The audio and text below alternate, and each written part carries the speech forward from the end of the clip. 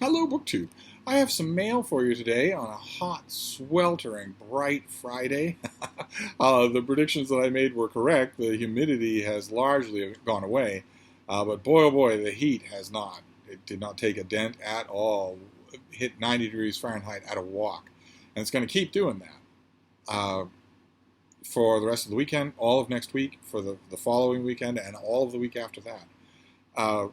Very perilous for my little bean, walking her and even dealing with her. I have to make extra sure that she is not overheating.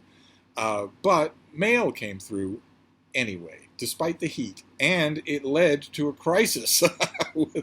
I had a small number of packages, and I made a video. Of course, those of you who are new to the channel might not know, but I opened my mail on camera. I'm not cutting a slit in it and learning what is inside and then closing it up again so I can fake open it on camera like phony booktubers. I'm opening it raw on camera, so I don't know what I'm getting. And one of the books in that mail haul set me off on a rant. I think the first time I came up for oxygen was 40 minutes later. So I immediately hit stop on the record and thought, oh, well, that stinks. I guess we won't have a mail haul today. And then I was saved. More packages came. Now, they're a bit of a cheat because they're all from me to me. But they'll do for opening packages because I know if they're what I think they are, I know they will not cause rants like the mail did before. But I want to show you one item from the mail that didn't cause a rant, that caused squeals of delight, even though it's already open. This is by Douglas Cabral, and it is My Shenandoah. The story of Captain Robert Douglas and his schooner. Big, beautiful, well-illustrated thing. See, you've got illustrations all throughout there in black and white and color with the French flaps. Just a beautifully designed thing that I got from my editor at the Martha's Vineyard Gazette, the broadsheet black and white newspaper that comes out on the island of Martha's Vineyard. I am the book reviewer for the Gazette, and this is my next book. And I wanted to read you a little bit about it, in case you don't catch my review. This is the true story of a majestic, square-rigged schooner and the sailor who conceived, built, and commanded her for more than half a century. She is Shenandoah. Sailing out of Vineyard Haven Harbor, Shenandoah has ranged the southern New England coast since 1964. Her vast spread of canvas thrills and entices all those who see her. Her sweeping lines and lofty rig transform familiar anchorages. The thousands who have sailed aboard her, young and old, crew and guests, bear today the indelible mark of the matchless charms, the rigors, and the lessons learned aboard this time-shifting creation. So, this is a story of that ship and also the man who built her and, I assume, chartered her for guests and whatnot. I don't know much about this at all, so I will read it, I will learn about it, and then I will write about it, which is terrific. So I wanted to show you that, My Shenandoah. This is probably out already. The Vineyard Gazette doesn't really care about snagging new releases on the week of their release. So if, for instance, you are scheduled to take a vacation on Martha's Vineyard in August, as millions of people are, you can go into the bookshop, at Vineyard Haven or wherever. Well, there are a couple of bookshops on the island. This will probably already be there and well displayed. And soon there will be a review of it. So if you're at the Vineyard at the exact right time, you can pick up the Vineyard Gazette at the local drugstore, grocery store, and read my review in situ, as it were. But then we have packages. Now, they're all from Amazon. That leads me to believe that I know what they are. And at least they will not prompt rants. They all have the same origin story, which is that one of you very kindly sent me an Amazon electronic gift card that totally out of the blue. I wasn't expecting it, and it's easy to use. You make one of those things, you send it to me in an email, attached to an email. All I have to do is click on it once for it to attach itself to my account. And so I had that attached to my account and thought, well, how do I want to spend this? At least part of it. Oh, no. Okay, no, the first package, okay, sorry. The first package is clothing, and it's not for me. Okay, well, that doesn't count. Let's move straight on to the other one. I opened that by accident, sorry. Let's see what this first one is. Mass market paperback, good. Very good. Okay, all right. This is an author I know, but I haven't read as much of her as I would like. How prolific has she been? Have I maybe read everything by her? Oh no, I haven't. She's written a dozen books, but I have read some of her books and really liked them. This is Stacey Reed, and this is A Matter of Temptation, in a standard mass market paperback size. Very nice. Don't see many of those anymore. What have we got here? Miss Wilhelmina Mina Crawford is desperate, having been ruined in the eyes of society years ago for one foolish, starry-eyed mistake. Which of us can't say that? She spends her days secreted away at her family's crumbling estate, helping her brother manage the land, but not able to truly live life the way she's always dreamed. When her brother admits to just how dire their finances have gotten, she takes it upon herself to procure employment. But the only one who will ever even consider the scandalous idea of a female secretary is the brilliant, ruthless, and infuriating Earl of Creswick. Simon Loughton, the Earl of Creswick, needs help if he plans to finally pass the reform bill he's been championing for years and secure the vote for England's most vulnerable constituents. Too bad help comes in the form of a woman with breathtaking nerve, fiery red hair, and a sense of humor to match. Well, that's pretty interesting.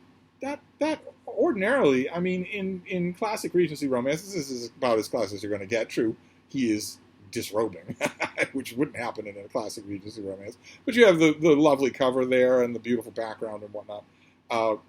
But typically, even in modern romances, but especially in classic romances, the male protagonist is always a member of the landed gentry. Almost always. Barely no exceptions. And as such, in the time where they are members of the landed gentry, they have sort of honorary sinecures in the House of Lords. But they don't ever go, and they certainly don't ever care about it or do anything about it. And this is different. The Earl of Creswick seems to be an active politician. I wonder how deeply that will go in. I have to say, much as I love the ladies who write these books, and as much as I love the books themselves, I think that one of the reasons why more narrative strands like that don't exist in these books is because it would take a whole lot more research to do. Whereas if your lord is being a rake-hell in London and then goes to Bath in order to cool his heels, he might be a member of the House of Lords, but if he doesn't care, then the writer doesn't have to care. So they don't have to worry about what he does or what he needs or how he's whipping his constituents or anything like that. If this doesn't do that, that will be fascinating. It certainly is a reflection on the greater grounding in the real world that a lot of Regencies have, where in Regency romances now, almost universally, the female protagonist works at a job. She has some measure of independence. She's not just doing what all the female protagonists in classic Regency romances did, which was to simply exist to go on the marriage mark and find a husband. That is very largely unrealistic, but that is the way of the publishing world now, and that is therefore a staple now of modern Regencies. But political activism on the part of the man, that's a little bit new. One of the things, buying these things on Amazon with my gift card, I didn't have to worry about new releases. So I worried about new releases. I don't want to buy something older and run the risk that I already have it. But I don't think, for instance, that A Matter of Temptation is new enough for me to, for instance, review it. I could check and see. It might be. Oh, right. Okay. All right. This next one was a little bit fussy coming out of the package, and a gamble in more ways than one. But it's for the gays, and you got to have something for the gays, especially with the monkeypox and all. They've got enough on their plate, so you got to have something for the gays. So when I had my fill of Regency romances, I looked around for a gay romance to read. And I didn't want to read anything historical. Those tend to grate against me. They were not possible. And I know your heart's in the right place, but if you're a writer of historical fiction who's having uncomplicated or even blissful gay relationships at a time when men went to prison and didn't get out again alive because of that, I know your heart's in the right place, but it's always struck me that those do a tremendous disservice to all the men and women who suffered before they could be seen in the sunlight, before they had even a measure of independence or equality. If I'm going to read something like that, I want it to be a tale of repression and misery and thwarted lives. And no one wants to write those tales anymore. So I tend to prefer my gay romances in the present day, where for now, before 2024, there is an element of independence, where it is possible now to live a relatively fulfilled life as a gay man or a gay woman. That isn't going to stay true. That demographic has a giant hunting sign on it. But it is now. And so I picked a contemporary romance. But the gamble isn't just that it's a contemporary romance and those can be so bad. It's also that I believe this is self-published. And that just adds bad to bad. But I liked the premise, and I thought, better to try it, so I did. This is by Angelique Jurd, Jurd, and it's called The Beach House. It's book 1 in something called the San Capistrano series. Fairly good design, kind of a boring cover, but a fairly good design. And let me see if this, this gives me, see, this is very much self-published. The font size is too small. Do we have any other classic problems with self-publishing? Dangling pages or whatnot?